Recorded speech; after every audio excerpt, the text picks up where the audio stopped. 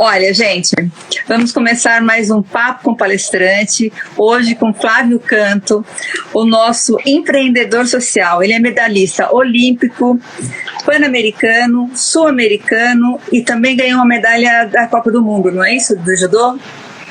Algumas. Copa do Mundo a gente lutou muitas, né? Sim. Palestrante. E acreditem, ele é britânico.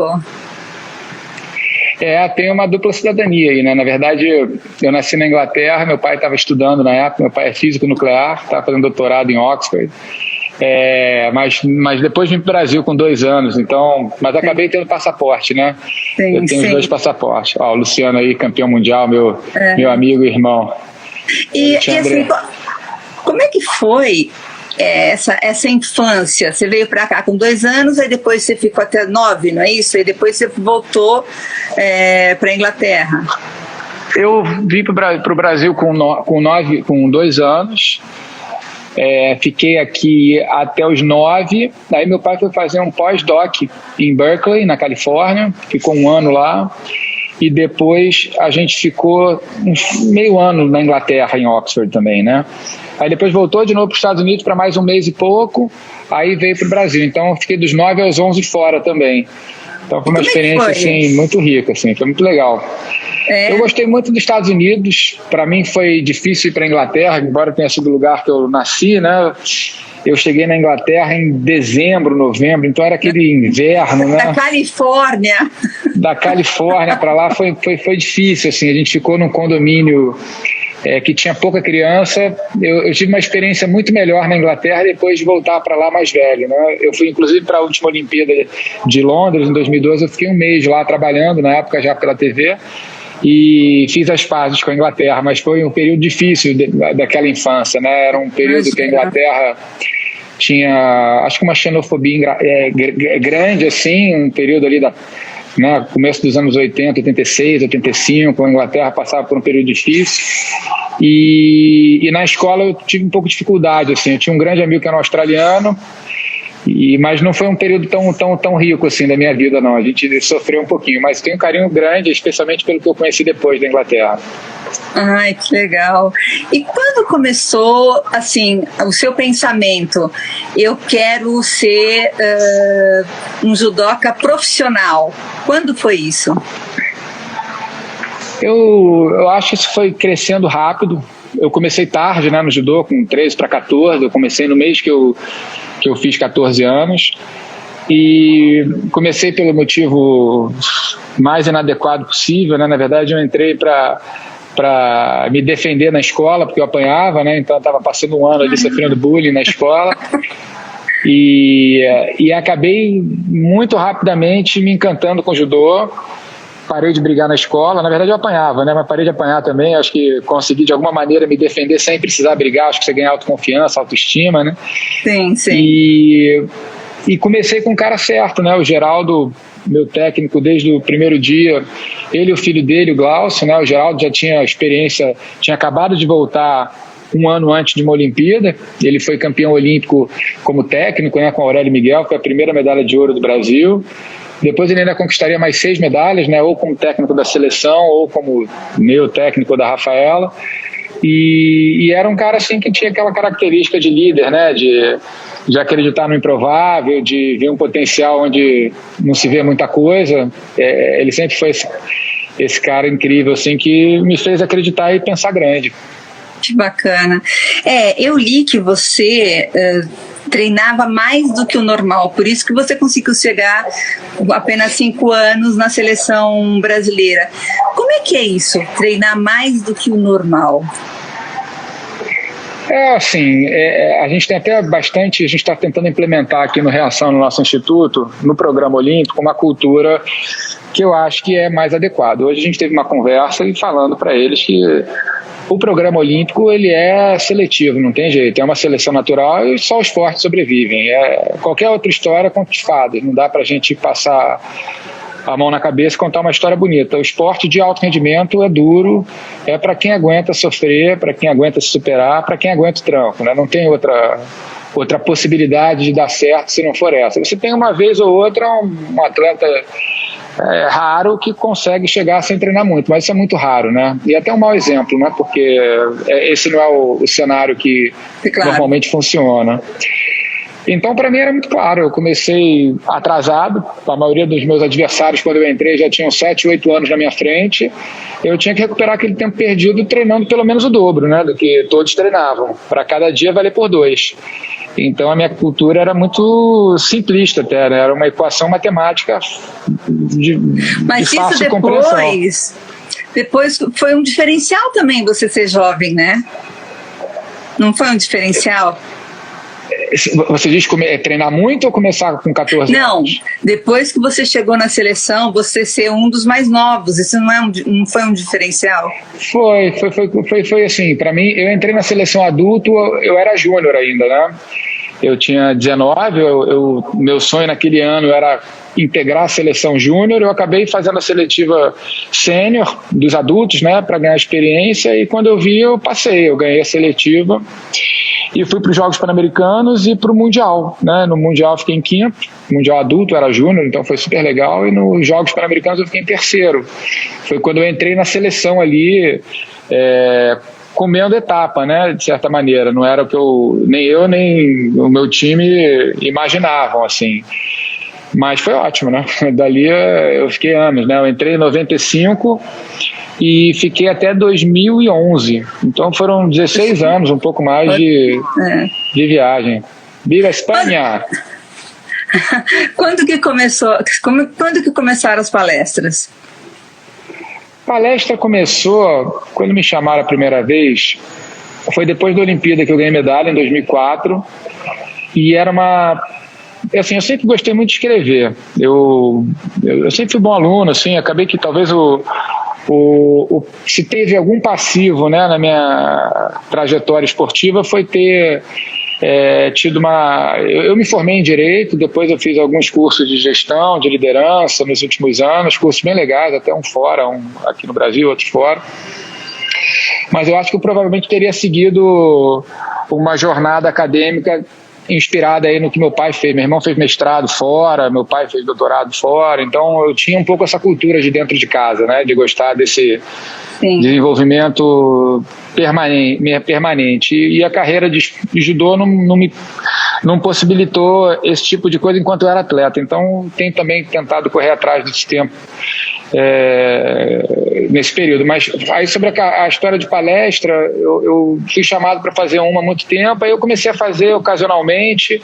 Confesso que teve um período que eu não me sentia muito bem. Eu acho o mercado meio louco, né? Porque pagam às vezes até muito. Eu falo, cara, eu não mereço receber isso para falar 1h30 para ninguém, sabe? E eu comecei não batia muito com o meu propósito ali, com o Tawai, né, da minha vida, assim. E aí um dia eu recebi uma mensagem de uma pessoa, não me lembro se era Campo Grande ou Cuiabá, mas de uma pessoa falando para mim, olha, eu estou passando aqui para dizer que há 1 ano e meio atrás você veio fazer uma palestra para a gente, num momento muito difícil da minha vida, que eu estava pensando em fazer uma besteira, e aquele dia com você foi um dia que abriu minha cabeça, eu pensei diferente, um monte de coisa. Pouco tempo depois eu engravidei e minha filha nasceu essa semana. E ali eu fiquei super emocionado, assim, sabe? E aí eu comecei a ver que a palestra é mais que isso, né? É mais, né? Que tinha um alinhamento com o meu propósito maior, que eu acho que é essa coisa de tentar impactar as pessoas, né? Positivamente, que é o que a gente tenta fazer no Reação. Sim. E aí eu fiz as pazes com o mundo das palestras e comecei a investir energia nela, ou nelas, né? Porque você acaba customizando muito. E hoje eu gosto muito de fazer, porque é até injusto, né? Porque você é contratado para fazer uma palestra e você acaba conhecendo todo aquele segmento, né, da empresa palestrante. Então, o que eu mais gosto de fazer é alinhamento, porque, na verdade, acaba sendo uma pós-graduação permanente, né? Todo mundo que você vai, às vezes você está com alguma empresa do setor de energia, depois do setor de educação, e depois estatal, enfim, já tem tudo que é tipo de segmento. Eu já visitei tanta empresa legal, e isso era uma atividade que a gente fazia nesses cursos que eu fiz de gestão, visitar empresas, conhecer histórias. E normalmente os bons presidentes e CEOs são ótimos contadores de história, né? Porque eles conseguem resumir muito bem, numa página de papel. Sim. Você consegue entender tudo que eles sonham, sonho grande e tudo mais. E aí comecei a curtir pra caramba, assim, tenho me divertido, assim, aprendido muito. Eu acho que quando você faz a palestra e conta esse teu lado de empreendedor social, pode surgir ali até pessoas que vão querer investir no Reação, né? Não, isso é assim, eu brinco que eu tive uma sorte grande, assim, porque eu tive uma transição inesperada, né, que eu passei a trabalhar na TV e acabou me mantendo de alguma maneira com a possibilidade de abrir portas, né, porque dá alguma notoriedade para você conversar com empresas e trazer parceiros para o Reação. O Reação hoje tem 52 ou 53 empresas parceiras, ou apoiadoras, ou patrocinadoras, e boa parte delas vieram depois de encontros em palestras, né? Porque acaba que não tem como eu falar da minha trajetória sem falar do Reação, que é a melhor parte da minha vida, e acaba sendo uma metáfora que eu acho que eu acredito que funcione para a gente trazer um pouco do que eu acredito, do tal construir, conquistar e compartilhar, que está muito presente na minha maneira de ver sucesso, de ressignificar sucesso, e a gente acaba sem querer, né, de uma maneira orgânica, trazendo um monte de parceiro para o Reação também, e criando relações assim longevas. A gente tem vários parceiros aqui que tem parceiros de década com a gente. Que legal. Então me conta, como é que foi criar o Reação e, assim, veio da sua cabeça? Me conta como foi isso.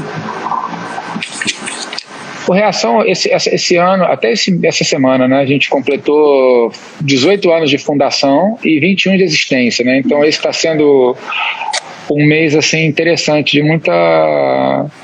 de lembrança, né? Acaba que atingimos a maioridade formal. Tá. E a gente até está com o pessoal da Yuso, mas gravando um conteúdo de atletas, né?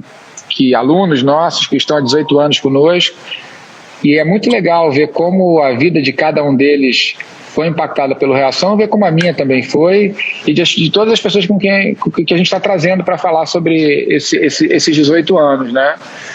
E começou assim, eu cresci numa cidade muito apropriada para você se indignar, né? O Rio de Janeiro tem essa peculiaridade geográfica, né, de montanha na cidade toda, então você não tem como não perceber, né, essa desigualdade onipresente, né, de oportunidades. E aí eu, garoto, comecei a fazer algumas ações com amigos, né, mais pontuais de filantropia, fazer um evento na Páscoa para levar chocolate no orfanato, visitar um asilo, a gente fazia um encontro no Natal, na madrugada, para distribuir coisa na rua. Aí chegou uma hora que eu entendi que eu voltava para casa, aquele pessoal que estava dormindo na rua continuaria dormindo na rua no dia seguinte, 2 dias depois, e eu não estava, a gente não estava de fato transformando tanta coisa assim, né? Então acho que nasceu ali, mas aos poucos ele foi amadurecendo, e um dia eu comecei a dar aula. Eu tive uma Olimpíada, uma frustração esportiva, né? Eu tinha ido para a Olimpíada de Atlanta, e em 2000, na Olimpíada de Sydney, que eu achei que era a minha Olimpíada para ganhar uma medalha, eu acabei perdendo a seletiva e fui como reserva para a Austrália. E lá eu entendi que era hora de começar a fazer alguma coisa, né, que fosse realmente transformadora. E aí comecei a dar aula de judô na Rocinha, na época também tinha jiu-jitsu já. Foi a primeira vez que eu subi a Rocinha e eu nunca mais saí. Eu entendi ali rapidamente que o meu papel ali não era só de faixa preta, era de faixa branca também, né? Tinha ali uma ação de ida e volta, né? Quem transforma também não tem como não ser transformado. Então eu entendi que tinha uma riqueza muito maior do que eu imaginei, né? Normalmente a gente tem esse pressuposto de que fazer um projeto social significa promover a inclusão de um grupo que supostamente precisa conhecer o topo da pirâmide social, porque está na base da pirâmide social. Como se a gente que está, no meu caso, né, que está mais acima dessa pirâmide social, não precisasse conhecer a base para também ser incluído, né? Sim. Olha aí o Bruno Ajus aí, o Bruno também estava nessa. O Brunão é um desses que estava lá, um dos fundadores. Ele é co-parceiro também. Como é que está a sua rotina agora nessa pandemia? Tá bem legal, na verdade, dentro do possível, né? Com tudo que está acontecendo, a gente tem reagido, né? Como a gente brinca, né? Que a gente teve uma reunião em março do ano passado que a gente precisava. Vini, vamos fazer em Sampa. Heliópolis, já temos até o projeto já está começando. Vamos lá que você vai visitar a gente lá. Mas a gente, no começo da pandemia, a gente teve uma reunião com o grupo, né, com o time, coordenadores, e a gente até brincou, é hora do walk the talk, né, raiz, né, nosso nome é reação, nunca precisamos tanto reagir, né, como coletivamente falando também, né, o mundo inteiro precisando de alguma reação. E aí a gente começou a se movimentar muito rapidamente. Eu tenho um orgulho, assim, né? Tem um mantra do judô, né? O judô é cheio dos clichês da arte marcial, né? Levanta, caiu, levanta mais forte, né? E o nosso levantar mais forte era criar sentido para o que a gente estava vivendo. Então, a gente imediatamente fez uma campanha para arrecadar alimento, né, que começou como Ipom no Corona, depois a gente mudou de nome e foi para Vencendo Juntos, né, eu chamei alguns amigos do esporte, o Guga, Bernardinho, Gabriel Medina, Hortência, Daiane, Lars Grael, Minotauro, o Diego do Flamengo. Acabou que a gente fez em parceria com a Globo, né, um programa com mais de 80 atletas, dentre eles atletas internacionais, né, Djokovic, Federer, Kelly Slater, além de Kaká, Cafu, Anderson, etc.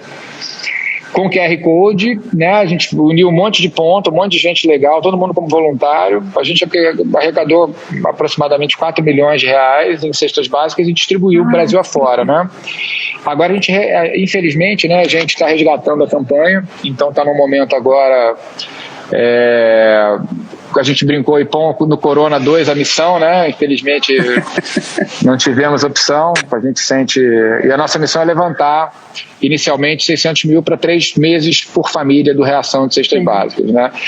E além disso a gente fez uma migração de todo o nosso conteúdo, que é por natureza presencial, né? A gente tem vários programas, né, no Reação. A gente tem um programa olímpico, que é esse que eu estou aqui hoje, que é de formação de atletas de alto rendimento. A gente tem o programa principal, que é o programa Faixa Preta, né, de 2 jiu-jitsu dentro do tatame. A gente tem um programa de educação, tem um programa de bolsistas, tem um programa de empoderamento feminino, tem um programa de inserção no mercado de trabalho, um programa de meditação transcendental.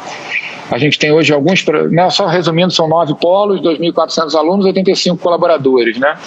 E a gente migrou todos esses programas para o universo online, que foi uma experiência inédita para a gente, né? Hoje a gente sabe que o mundo nunca mais vai voltar a ser como era. E eu acho que a gente conseguiu aproveitar bem, dentro do possível, esse movimento de modernização, digamos, de como trabalhar com a educação, né? Porque o que a gente faz é educação, né? O Reação se propõe a ser uma espécie de uma escola de vida, né? Do ponto de vista de filosofia. É um programa socioemocional com os valores que a gente escolheu, com os pilares que a gente acredita, e a gente tem hoje um programa híbrido, né? Que acontece tanto presencialmente como virtualmente também. Olha a Sandra aí, a primeira dama aí, ó. Sandra é a mulher de Geraldo, um dos fundadores, meu sensei. Quero saber como é que foi esse médico, Sandra. Falei com ele mais cedo hoje, preocupado. Juliano San. Me fala uma coisa. O que te deixa feliz? Me sentir útil, assim, né? Me sentir, de alguma maneira, contribuindo para as coisas serem melhor. Acho que esse é o papel de todos, né? A gente realmente tem, e a gente vai de tanto a gente ser missionário dessa cultura, né, do construir, conquistar e compartilhar, de tentar ressignificar sucesso, trazer sempre para essa reflexão, né, o quanto o que eu conquistei está impactando outras pessoas, né, perder um pouco essa ideia do eu, né, para pensar um pouco mais no todo, né, e eu acho que essa visão coletiva tem muito a ver com o Jita Kyoei, que também é um princípio do judô, né, que é o princípio máximo do judô, que tradução literal é benefício e prosperidade mútua. Então tem um pouco a ver com essa cultura do judô também, né, de associar sucesso ao número de vidas impactadas, que é o que a gente procura fazer no Reação e o que eu procuro dentro das minhas limitações, sempre achando que faço muito pouco, né? Acho que é um pouco de como a gente vai se sentindo quando a gente entra nesse universo, mas tentar ser importante nesse sentido, né? Olha, para terminar, eu sempre peço uma dica que você pode falar nas suas palestras, uma dica de vida. E aqui a gente vai editar esse vídeo, o Flávio estará do meu lado e eu quero que vocês se inscrevam no nosso canal Sandra Pascoal Palestras e assistam depois a edição prontinha. Então, me fala uma dica pra gente. É difícil, né? Responsabilidade. Mas eu acho que uma dica assim que eu poderia talvez trazer da minha experiência desses anos aqui de instituto, de Reação,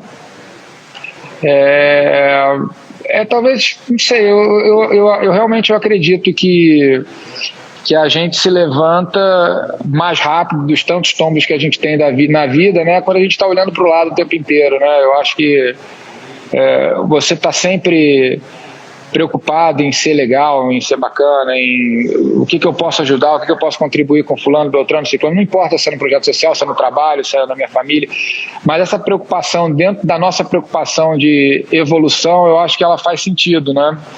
É uma preocupação que eu carrego da filosofia do judô, né? Quando eu era atleta, a gente sempre... Eu sempre acreditei que a evolução não deveria ser só técnica, precisava ser também fora do tatame. Parece meio clichê, né, eu falar isso, mas eu acredito assim nisso mesmo. Eu acho que as pessoas muitas vezes se preocupam. Você é muito sincero, Flávio, e vem do coração as coisas que você fala. Não mas é porque eu acho que a gente eu vejo assim, as pessoas achando que a solução está no eu, né, no que eu faço para melhorar aqui, para melhorar ali, e eu acho que às vezes todo mundo tem algo para contribuir para outra pessoa, sabe? Então às vezes a melhor maneira de chegar no tal eu é você olhar para o lado primeiro, né, e criando esse time invisível, né, que você vai fazendo ao longo da vida, né? E aí fica tudo mais fácil. Eu não sei, é meio que mágico, mas o Reação me mostra isso e eu tento levar isso para minha vida pessoal. É bobeira, né? Mas fazer o bem faz bem, você volta de alguma maneira.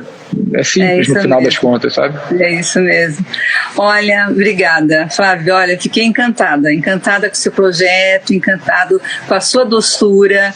Você é uma figura muito especial, muito especial. Mas sou ruim de WhatsApp, né, Sandra?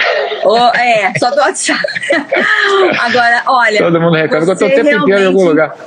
Você realmente deve fazer muita diferença fazendo as palestras, então continue fazendo as palestras, viu? Não, prazer, agora eu gosto. Beijo grande, muito obrigada. Beijo grande. Tchau. Fala, Bê. Tchau.